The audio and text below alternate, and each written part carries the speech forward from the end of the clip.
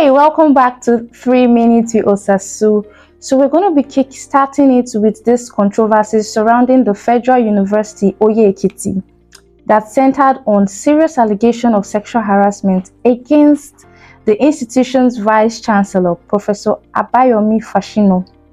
Now, the question that I want to put to you is, as someone deeply involved in advocacy for survivors of gender-based violence, how do you respond to institutions like fuoye allegedly clearing high-ranking officials despite what legal experts described as damning evidence? Yes, they are damning evidence against Professor Fashino, and it's important to note that what we see here in this issue is, what we would describe typically of a patriarchal society.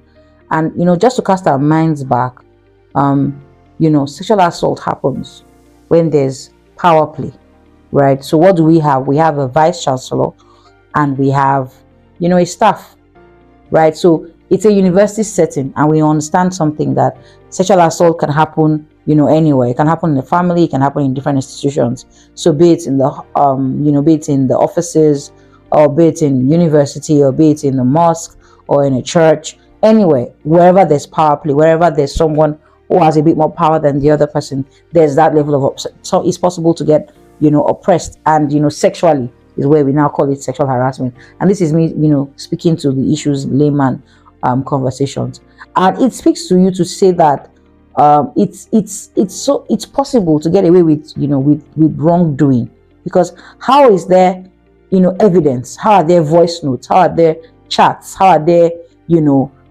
clear evidence about how there's assault, and yet a council sits listening to voice notes, a council sits with chats already displayed, and goes on to give the verdict to say that the engineer should, of course, Engineer Folashade should apologize to the VC.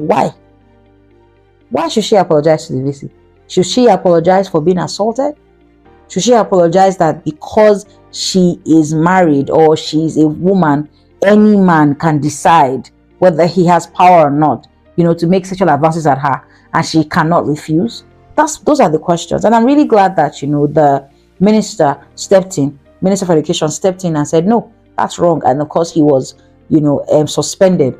And in his suspension, you can still tell that, there was some level of leniency, because he was suspended, and he was sent out on leave and all of that. There was no clear cut. Yes, we know that the reason why he's gone on leave and he's been the suspension is because, yes, some higher power has showed up. What if there was no higher power? What if there was no higher power, like as in the case of the alleged issues between the Senate President and Senator Natasha? What if there are no higher powers to wade in when these allegations happen? So what do I want to say today with all of this? It is important that women understand that they have agency. It is important that women understand that they have a voice and that they can always use it. It will not be recognized sometimes, but if we do keep at it, we will get justice at the very end, just like Engineer Folashade had. Thank you.